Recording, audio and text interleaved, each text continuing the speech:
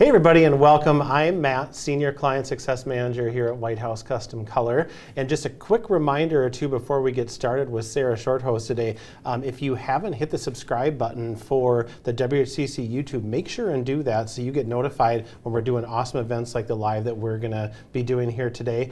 Also, follow along on Instagram at WHCC Pro. And for any details and questions that you have about all the amazing products that we make here at White House Custom Color, definitely go to the website and check out WHCC.com.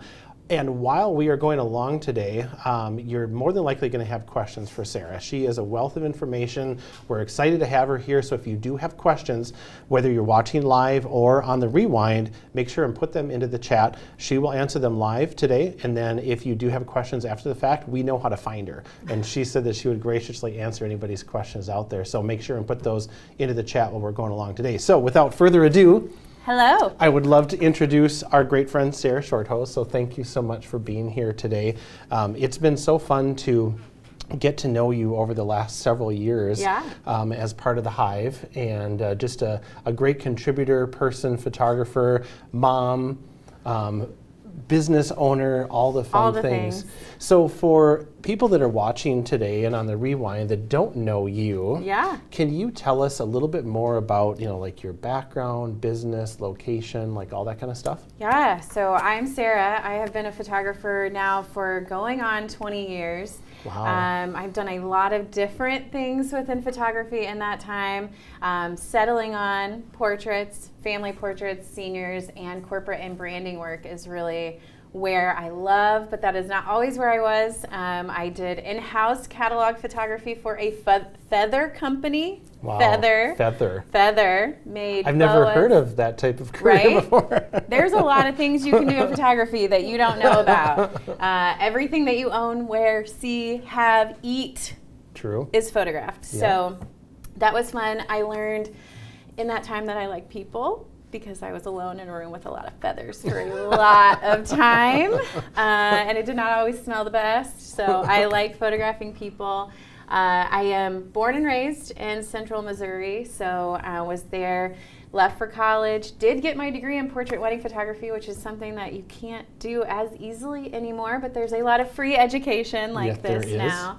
And then I relocated because of my husband's job to the middle of Illinois, right outside Decatur, Illinois, and we were there for 11 years. So that is where I got to the point of building my dream studio before we pulled the ripcord and moved back home. So I have been a little bit of everywhere, but Midwest all the way and White House all the way, which we discovered today was all the way back in college, 2010. Wow. Yeah. That's amazing. And just to clarify, you are currently running and operating 2 locations. Yes. When we moved our family back to Central Missouri, which is where our family is, I have 2 little girls. We wanted to bring them close to home and close to family. It was very much a family move, not necessarily a career-driven move. So I did not want to close up shop, close up my studio, so we kept that location. And then with the awesome team at White House 2, navigated what it could look like if I kept that location and still launched a business in a second location in mid-Missouri. So I have actually loved doing both of those. It's been a journey to figure out how to manage both of those, and really figuring out how to get outside of just myself as a photographer and be myself as CEO, which still sounds crazy, of Sarah Jane Photography as a brand instead of just a person. Yeah, and I love that discussion, and you and I have been fortunate enough to have a lot of discussions over the years. Yes. And then Ed, our good friend, came in and consulted and helped with that too. It's really important for those of you following along to hear what Sarah just said. Like she operates her business as a CEO. She has figured out a way to create a career. and not just be, working yourself to death in a job that you just take on more and more and more and more things. So in your words, what do you see as a difference between a career and a job? Yeah, this is something, and I can't remember who first said it to me in the first place I heard it, probably at one of imaging over the years, where I heard the phrase, build a career, don't just own your job. Mm-hmm. And it stopped me in my tracks, and I had to really think about what that meant. And we as photographers, I consider myself, I am the brand. It is me, that personal interaction face to face, so we really can get looped into and pigeonholed into owning our job. And we're good at being photographers. That's why we got to this point. We're good at creation. We're creatives. But if we're only doing that, then no matter how big you grow it, you're just going to get burnout. You're going to get over busy. You're going to turn the thing we love, because we got into this because we love photography. We love photographs. We love people, or whatever we are photographing. But if you're just doing that over your capacity, you're going to start not to love it. Right. So I had to figure out how to double down on doing the things that I love, and trying to bring on either a team, which we took that journey and dialed it back. We took that journey one direction, and I realized I didn't love managing a team of everyone in the house. Then I was doing less of what I loved and more of managing people. But outsourcing and finding other ways that I could focus on the things I love, which is being behind the camera. I am the lead photographer at both studios because I didn't want to give up that portion of it, but still be able to outsource to grow past what I could handle. I can take a lot of pictures in a year if I'm not doing everything else. Right. And a point that you just made, photographers, artists, people who are very involved in their craft, it's very easy to get past that point of exhaustion and burnout because you love doing it. You want to do more and more and more and more and more of it. But then there's so many other things that are involved, and from the outside looking in, oh, this is so fun. You take pictures for a living. How fun is that? And the back end of it and the work and the business side of it is a huge undertaking. It is. And it has to be done to be sustainable. Sales, products, your business side, the either the outsourcing or staffing, locations, there's a lot of pieces that go into this puzzle. Yeah, organizing and managing all of that. Yeah, for sure. So I know the answer to this, but what type of personality do you consider yourself to be, Sarah? I do YMCA. I am a 100% type A. I love to be in control. I cheated and had to read this piece of paper before we got started. I want to know as many answers as I can. I want to know the direction we're going. I want a plan and the power to enact that plan. Mm-hmm. And just as an example, so Sarah was awesome enough to do a webinar for us on different CRMs, 18 months ago, 24 months ago, and she had looked at all the different the platforms and had all the details on what this one did and this one did and all the things, and it made my brain hurt, thinking about all the steps and the time that you spent in that, but that's how detailed you are. Yes. And I dare to say that that's where a lot of your successes come from, because you are keeping track of your numbers. You know what's coming and going. You're wise in business. Yes, I really try to be. I love that. I feel like there's a lot of things we can't plan for, but there are a lot of things we can plan for. And even we built our studio, we completed building the studio at the middle of 2019. Y'all know what happened in 2020. And our studio is located in Illinois. We were not allowed to have people in our building for 6 full months. Wow. So I went 10 years, built my entire studio, wanted to welcome people in, and I will tell you the first big job I had at that studio, we photographed an entire series of 40 headshots in the parking lot because I was not able to have them in our building, but we could still work outside. So planning as much as we can, but being willing to pivot without affecting the client experience. I still We had a backdrop, we had lighting, we had stools in the parking lot. And we talked about my beautiful building they were standing next to and how one day I would love to have them inside the building. Right. But I know that things like that are going to come that we can't plan for. And so I love to plan for the 98% that we can get down and have a direction and then feel like able to take on that 2% when it happened and roll with it in a lot of different ways. And organization on the day-to-day, if you have to send a thank you email or a welcome email or things like that, and you can have that automated to still feel personal, where we don't want to lose the personal touch, but it doesn't necessarily have to be me sending an email that says this is how long you can expect your order to be in. And then they get the service, but I'm able to be face-to-face with the next client. Right, yeah. So I'm just going to take a little side step here because I think it's kind of a fun little story. So even with all of your planning and your organization and everything, you made, I would consider a quick decision, a fast decision. And you reached out to me one day when we were actually in the process of working on like a design for your new space. Yes. And you hadn't even been in the building for a year. Yeah. And looking at big prints and stuff like that, and you had put some of the stuff in, and I can remember you called me, you're like, hey, I'm thinking about doing this thing, and I just need, I need to talk it through. And that thing was moving back to Columbia to be close to family. And you were thinking about, do I sell the business? Do I keep the building? Do I put somebody in there? Like, how do I manage this? So for those of you that are watching along, organization sometimes comes with big surprises and big changes. Yeah. And ultimately, I think it was for the best for everybody, but it came very rapidly. And after you had achieved that building, it's beautiful. Yes. Yeah, and for those of you that haven't seen it, jump on Sarah's website and check it out because you can see it on there. Yeah. Once you achieve that goal of the building, and I know you pretty well, was there a part of you that as soon as that paint was on the walls and you're like, what's the next thing? Yes, I will tell you, I can remember going to work in my office, no client day, but going to work in my office, which it's not a 2-story, but it's a lofted office so that I could work and still have open air on both sides, know when clients came in, feel a part of the lower studio, but still be up and out of the way for production and packaging and my computers. So I went to work up there by myself, sat down, and had an oh my gosh moment of this is it, I built it, it is here, it's here far earlier than I thought I would ever achieve that dream. Mm-hmm. And then thinking, oh no, that happened way earlier than I thought I would achieve that dream. So pause. Oh no, I got successful much faster than I thought I would be, and now I have this beautiful studio, and I dare say Sarah's a little bit bored? Yes.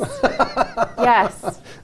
And then questioning why? Why can't I just sit here and let the clients drive past my building and see my name and call and let all of that just happen? Mm-hmm. But it was, what is next? What can I do? What can I do better for the clients now? It's always, how can I improve their experience with me on an individual basis, but also what are we doing different? Is there going to be another photographer in here? Is there, I hadn't even, that first day, another location was not even on my radar, but it was pretty instantaneously, where are we going? Because I have a long road left, and I am not a person who, dare I say, my husband, if he will not watch this, but if he was, would say, I'm not a person who will ever retire. There will be a plan for what I have going on, even when I hit that point. So having to figure that out, day one, Yeah, but that's exciting, and that keeps you going. Yes, the excitement, the something new, something different is really what I thrive on. Planning for what I can, but looking forward to what can we do that makes me feel a little bit uncomfortable and a little bit fun. Yeah, absolutely. Kind of that cutting that edge. Yeah. Yeah, absolutely. So during your path to success and growth, when did you know that you wanted to bring on staff? Or how did you know that you were in a place that you were kind of ready for that journey? Now, you kind of, it seems like you maybe went that direction and then kind of backed off of it a little bit, but that we can talk about that too. But like, that's a good question that people will ask. I think I need help. How do I know when I'm ready for help? I would say I've gone a couple different directions with bringing in staff over the years, and I think I got there at first the way we all get there. I got super busy and I got panicky. Okay. Of, oh my goodness, I'm missing deadlines, which I do not do. That is a type A personality. That is the worst. Mm-hmm. So feeling the pressure, working later hours that I did not want to work, having to go in and work on a Sunday to get things done, to get caught up. All of that felt very chaotic to me. So the first time it was like, I need somebody in here very quick to do the basics, to do, package these orders, call a client and say an order's in, just those last things. And what I always recommend to people, the first hire should be your least favorite thing. And I don't know what it is. You guys have beautiful boxes, but I hate unpackaging a box. Like the box that FedEx brings the box is I hate it. It will sit there. And that was a really pain point. It would sit there, it would be propped up against the front door, and it would be a client delay because I just couldn't open the box. Why couldn't I open the box? I don't know. So that was the very first hire, was just a teenager who could come in, and I kid you not, just literally open the box. Just get it open, tell the client that it's here, execute that in stage, because I am very much a beginning stage. I love the beginning. I love the go get the client. I love marketing. I love all of that.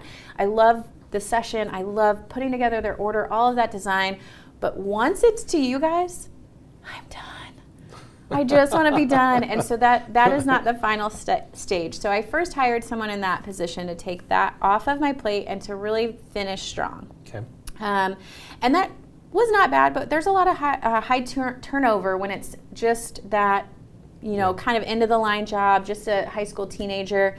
And I did not have experience, and I didn't do well hiring them, taking a long time to hire them, because I was panicky. I needed someone in there right now. And I just got someone in, a couple different iterations of someone in the seat, someone in the office, and having to manage them instead of spending the time up front to really get the right person in that position is where I made the first mistakes in our hiring. Okay. And then our second iteration of bringing someone in was where I thought someone would come in and be me. And I think at some point in our career, if you guys have been doing this for a while, or if you're just starting out, to know that this might come, and it doesn't mean you're not a photographer. It doesn't mean to stop. But we hit a point where we're tired. We've been doing, absolutely. Even if you love it, you've been doing it for a long time. And so I thought I would hire me, and they would come in and they would do me, and I would teach them how to photograph and be me, and then I would just get to sit over here and not be me, and they would sell everything, and it would all be great. Just like magic. It would be magic. Second me, and that's how you grew. You just multiplied yourself, and then you got to reap the rewards. Yep. I learned very quickly that it is my name on the side of the building, and not only do clients want to have that interaction with me, they've learned to trust me and know me, but also no one is really going to care at the level that you care when it's yours, when it's what you've built. So that was a learning curve with bringing in a photographer, and also realizing that's the part I love. Yeah. So why am I letting her photograph when that's where I want to be? Why is she getting to do the fun part when, no, I want to be there? And I honestly, if she booked a session where I didn't have a session, I was there. Like, I was in her way because I wanted to be there too. Right. So learned very quickly that that's not what I wanted. I wanted to be the lead photographer, even if it was a lead photographer in two different spaces. Yeah. And then I feel like I landed on outsourcing. Yeah. Really being the key. Now, before you move on and talk about outsourcing, I have a little thing on my sheet here. Okay. And you answered that already, but I just want to go back because in my experience and the people that we talk to here at the lab, the two mistakes are exactly what you outlined, but I see it as kind of a combo. And I think that a lot of it comes from I'm overworked, I'm too many hours, too many sessions, too many client interactions, too many things to do in a day. Yeah. So you're desperately looking for something and somebody to come help. Yes. Now it sounds like you started on a lower level, which is good, but the mistake that I see the most is like, I'm tired, I don't know what to do, I need a person, I think I'm gonna just go out and hire another me, and I'm gonna throw everything at them. And in the expectation that they're just going to jump in and do exactly how I wanted to do, or in your case, you wanted to do it. And that ends up, most of the time, I think, being a massive failure, mistake. Because, like you said, nobody's going to have that passion for it like you do. The communication is going to be different. The style is going to be different. The wording is different. You know, like all those things. We all have our strengths. Yeah. You know, but that is, if I was going to look at one mistake that I see when people hire, you know, when they interact with us about those experiences, it's when you bring somebody in and expect them to just like, here, do all this. You know, I want you to make sure and do this, and I'm going to go, you know, the golf course. Right? That's what owners do, right? We built the company, now you should come do this. And that was a huge realization that is not actually how that works. And also realizing it's very validating in that as photographers, if you're running your own business, you are HR department. You are the marketing department. You are the sales department. You are the development department. You are the creation department. You are design. You are everything. Right. And expecting someone else to come in and do that is too much to put on one person. It is. So getting really finite, and I'm going to bring on someone who's good at this segment of the pie or this segment of the pie versus I'm going to bring on somebody who I can have do a sales appointment and have do a client call and have do emails and have do packaging. We do a lot. Right. So that taking ownership of that and realizing that you're doing a ton, and not everyone is going to come in and be able to have all of those skill sets that we do. Yeah, absolutely. So now back to your outsourcing. Yes. What are the pros and cons of outsourcing versus having full-time staff?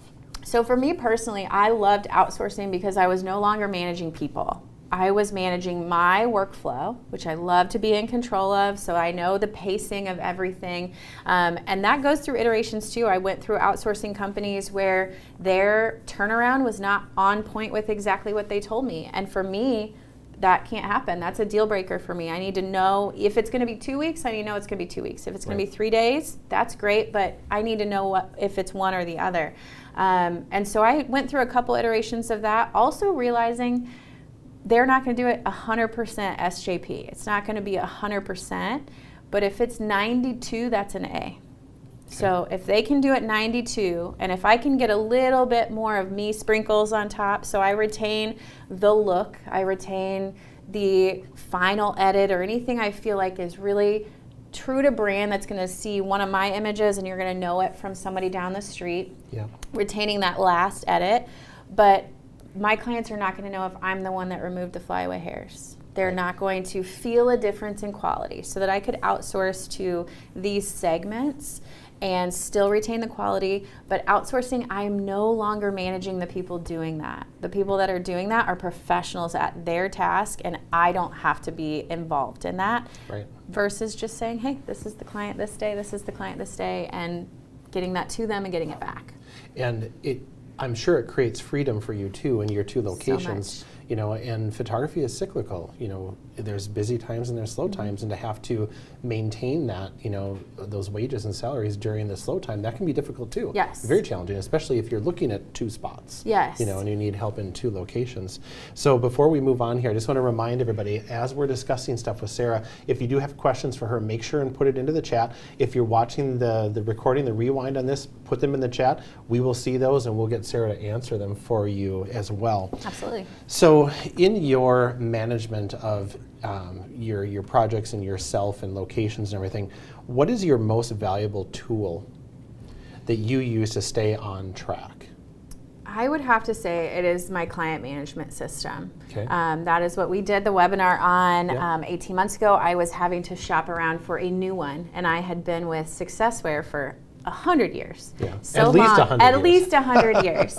And I absolutely loved it because it was nitty gritty. I feel like it could have been made for accountants. It was by the numbers, by the book, very, very, very organized. And that is what I was looking for.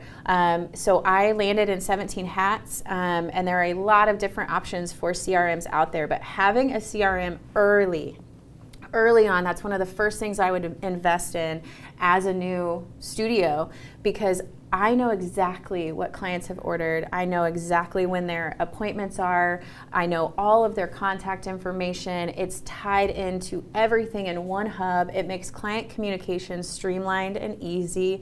It also gets things done when I'm not doing anything. Right. So setting up those workflows where client reminder emails, we all know people show up if they're reminded about their session or reminded about their ordering appointment, and they're prepared and ready for it. And I found myself writing the same emails over and over again. And I didn't start with a CRM, but I wish someone had told me that earlier on in the process, that was a key place to invest, because I think so many times we're trying to save a little bit and I don't know if I want that monthly. Right. But I managed it with email signatures, and I would have an entire email template of, hey Matt, don't forget your session is tomorrow, and I would go in and I would have to fill in that time and your name, but it was at least written out there for me, so the day before a session I could do that.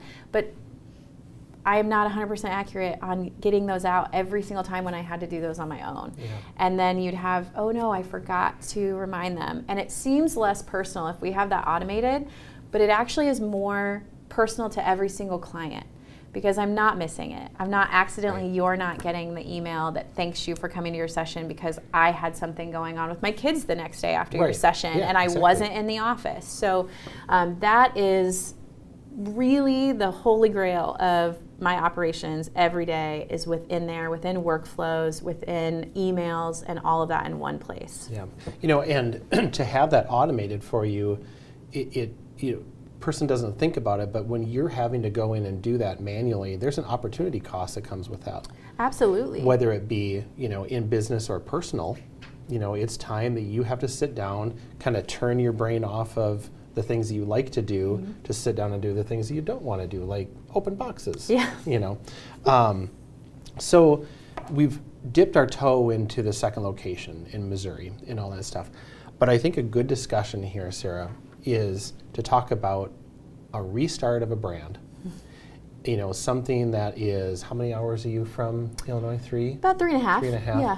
Far enough that word does not travel probably that far. 2 separate markets. So what has been the learning curve with successful SJP in Illinois and now brand new in Central Missouri? The trippiest part has been twofold. One is that the markets are different. And you'll hear that all the time when you're doing marketing events or things like that. Well, that wouldn't work in my market. Sometimes that's true. I'm working in 2 very, very different markets, in that our new location in Missouri is a college town. There's a big turnover with students in and students out population. It is very much a white-collar economy. There are university professors. There are 2 major hospitals. There is a booming economy in there versus I was coming from and have been in for 11 years, and more blue-collar, farm, ag, manufacturing, really industrial market within Decatur, Illinois. And you can absolutely thrive in both those markets, but even if it's the same product, it's the same me. It's the same. They're getting the same product. There is not different prices or anything for both of these markets. It's still me. It's still the full experience. But you speak to the market differently. And so learning, and a decade ago, I launched in Illinois a decade ago over that. And the market then versus the market now is completely different. Yeah. So having to speak to them, because what I have done, which is, I had an existential crisis when I moved of thinking maybe I need to do it a different way. But I have always been product-based, because when I started, there was no not product-based. That is what we did. Yeah. And when I moved, I thought, well, maybe it has to be digital. Maybe this market is digital. And of course, I still offer digital images. I'm a mom. I want my images on my phone too. But I love and have a passion for legacy albums and images in your home, creating that home feel, and especially moving into a new home. Even my engineer husband will tell you, he was like, what are we doing? I can remember all your posts on Instagram about that. And you designed your gallery walls and all that stuff in your home, And it transforms our home. We are surrounded by our kids laughing, and I'll tell you, they're not laughing every single day. So having them on the wall laughing, it adds that to our home, and that's what I love. So even though you can move into a market and be surrounded by photographers doing it differently, what I have changed is that the first line I tell a client is, I do things maybe very different than you are used to or other photographers do, so that we can get out of the way from the beginning. Listen up. Like, it's pay attention. I'm going to tell you what it's about, but it's going to be different.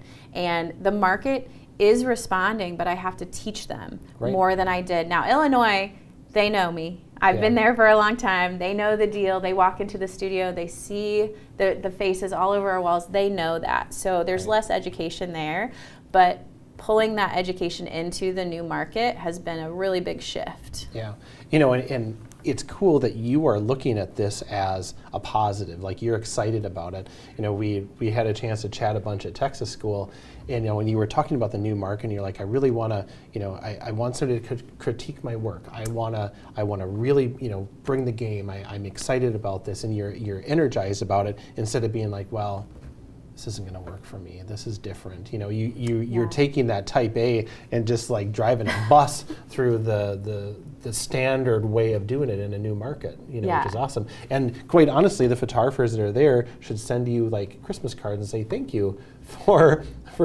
you know, creating this new way of doing things in the market.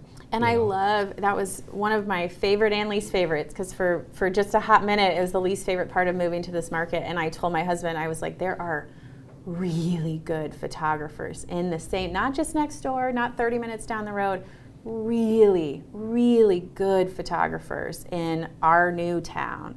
And realizing like, okay, I can be me, and I can sit down and be, oh, I can't do it because they're here, or I can let that push me and make me better. And that is what I'm excited for my next few years, is trying to push past where I am now to grow to their level and beyond. And I feel like this for any market.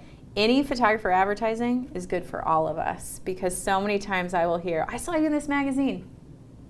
Nope, I've never advertised in that particular magazine. But thank you. But thank you. Yes, you did. Great, wonderful. So yes, that being in a market where there are other product-based photographers in our market, which is again just teaching the entire area that yes, you can do more with your photographs, like this. Exactly. Yeah, all these beautiful images back here. So we hear, you know, I think a buzz phrase now is work-life balance. And I think that we're all striving for that. And now, especially for somebody that's listening along that's never met you before, their brain is probably going, how does this woman even have time to sleep? You know, is it possible to achieve a work-life balance? I think it is not only possible, it is a must. If you're going to do this, you have to. But it does not look the same, like, for everyone. My work-life balance and the way that I structure my work is not going to look the same for someone who even just likes to shoot differently. I love a stacked day, so I will do 14-hour days, and that is the way. If I'm working, I call it peopling. If I'm peopling for the day, then I would like to people all day and make that a thing. It is the most stressful thing for me if I have one 3 o'clock client. All I do is think about that one client all day. I get nothing done in the morning, so I have on days and off days. My on days are very, very long. They start early, they go late.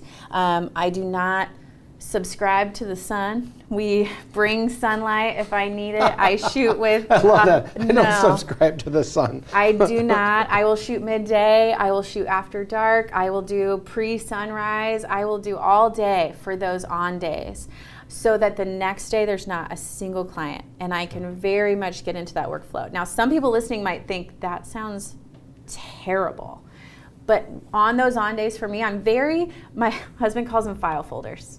I have file folders in my brain. So when it's an SJP people day, it's that file folder is out and my kid folder is in. I don't have to kid on those days. He is, thankfully, I have a great husband and partner who on those days, he's it. That's it. If there's a call from school, sorry. I am in the SJP folder of that day. So I compartmentalize and structure it that way, but lets me keep balance, because it's also why I stopped photographing weddings. I'm not in control of my schedule. If I'm photographing a wedding, they get to decide where that event is falling. And I do not work on Mizzou football home games. That's absolutely I do not work on Mizzou football home games. But that is what lets me give balance, is that I'm able to take off those full Saturdays because the next one might be a 14-hour day. Right. But it may look different for someone else who loves to shoot and only loves to shoot at golden hour. Well, then a noon session probably sounds terrible. So it looks different. I think so many times we think it has to. Oh, balanced looks like this. Absolutely not. Balanced looks very different. It may even look like one session a week, one session a month. It looks very different. But setting that structure, and I think figuring out what it means to you and really painting that picture of what does that schedule look like is the only way we get there. And then we say no. Do I work Saturdays? Yes. But it may be my next one available for you is 2 months out, or I could get you on this Tuesday. So being able to say no and be in control of that and know that that's okay. If it doesn't work for that client, then it may work for the next client, and then you are sane. Yeah, for sure. I mean, that's like your version of yes. Yes. You're in control of the yes. Yes. By saying, no, I can't do here, but. My, actually, and if she's watching, she will laugh, but Andrea, a lovely photographer who was in my Illinois market, will tell you long, long ago, she learned that if I say absolutely, it means no. That if I say absolutely, my next Saturday is December 30th. Absolutely, I work on a Saturday, so I will hype you up, but I'm going to tell you no. That's a wonderful delivery. Yes. She goes, oh, no, if you hear absolutely, but it's going to be a no. That's awesome. So now you know. I just learned something. Yeah, if I tell you absolutely. Now I'm going to pay better attention when I'm talking to you. So to get back to our career versus a job, let's talk about like being able to give yourself a raise. Yeah. Because I think a lot of times what photographers do is the way they give themselves a raise is by making their day 10 hours or 12 hours and working weekends and all that kind of stuff. What are the ways that you've been able to give yourself a raise, or how would you recommend to somebody to give themselves a raise? So I think there's 3 different ways that we can give ourselves raises. The first is more clients. That's what we typically think of, like, oh, I need to advertise more, I need to get more, I need to be working more, and that's going to raise my bottom line. But it's also going to lower your capacity. And then you hit capacity. You can only go so far with that. Yep. The second is to sell more, add more, up your product cost or your product price so that you have higher margins, which we're typically doing that anyways just to keep up a little bit every single year without even doing a massive, like we always think of this massive price increase.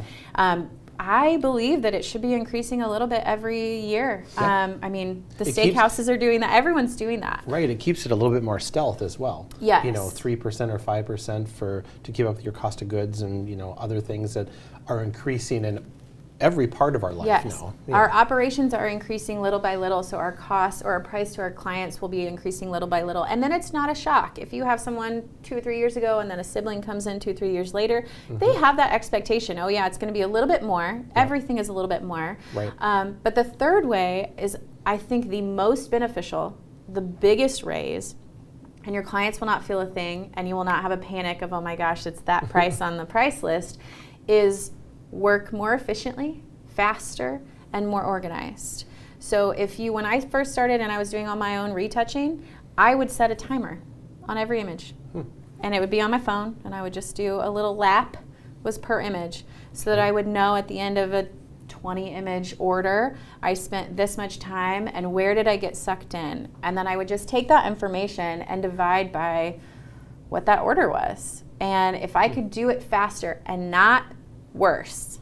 So I'm not trying to miss things or, I have to get it off my desk. But just realizing we as creatives sometimes will get minutely into an image so far where our client is never going to see that little piece of dust or that little hair, that we can dive really, really deep and look up and realize we spent 10 minutes on a single image and we didn't get paid any more for that than we did the one before. So that can really, and even just streamlining, like we talked about automation, anything you can streamline you're getting less hours into your business yourself and more pay because you got paid the same either way. Definitely. So we're going to go back and hit on number 2 out of your list of 3 there. So it's fun to have Sarah here, and when we have awesome people come to visit us, we can do live product demos. And this is actually one of Sarah's sessions that she did. And we actually watched this acrylic album being made this morning out in the lab. So as an example of ways to up your level as far as your products go, and get towards being able to give yourself a raise, looking at products like these and options like these are a fantastic way to do it. So if you're considering that route, definitely go to the website and check stuff out, because this is gorgeous, and it was fun to see you watch this come to life. Yeah, it was beautiful. The care you guys take with putting these together, which I know I felt from far away, but seeing it in person was amazing. Watching it all come together, and this particular order, I loved this session, but I have not done and don't have a sample in my studio of this size of the acrylic cover. So realizing needing to show bigger, needing to show the things that I really love, the way that I feel like this needed to be presented, was great to see that put together today. Yeah, and this is an 1114 vertical and the new acrylic cover, which is awesome. Yeah. So I thought it'd be fun to bring that out while we're love here it. today. So I just have one more question for you before we let you go here today, because we're working you hard. Yeah. So in your experience over the last numerous years in business, if you were going to go back and give advice to somebody watching along today, whether they're at 10 years, 20 years, 1 month, what would that biggest piece of advice be from Sarah? Ooh, okay, so it's hard not to just go to organize. But really, I think from the beginning, we get a lot of information. We get a lot of education from everywhere. We're soaking it up. And so many times that can feel like we're going, oh, but I should do it this way, I should do it this way. And what I do anytime I'm advising studios or photographers is sit down and tell me your dream business. What does it look like? And I think you guys threw this back at me, one of the first chats when we were moving.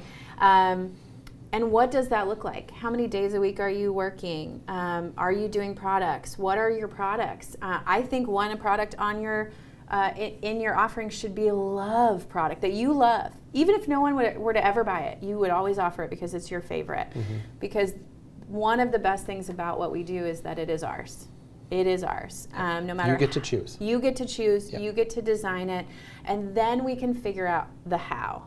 But if we don't know what we're designing, it's very difficult to build a house just starting on the foundation. You're going to find things along the way. So really building the dream, giving yourself permission.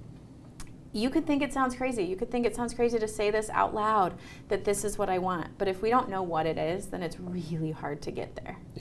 Yeah, I think that's awesome advice. Coming from somebody who is very organized and successful and busy and has an amazing family and rides the heck out of her Peloton. Oh, yes. Is that how you say that, Peloton? Yeah, Peloton. Yeah. Awesome. So for people that are following along here, Sarah, how would they find you? What are your social media handles, your website, like that kind of stuff? So sjanephotography.com is our website, and then mail, M-A-I-L, at sjanephotography.com. If you have questions, I'm happy to help.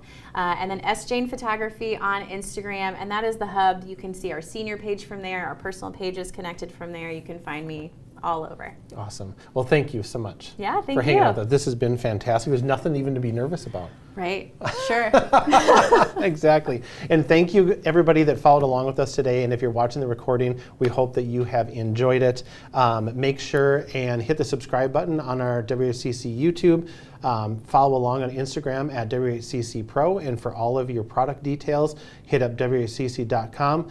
Thank you again for joining us. We'll see you at the next one. Have a good day.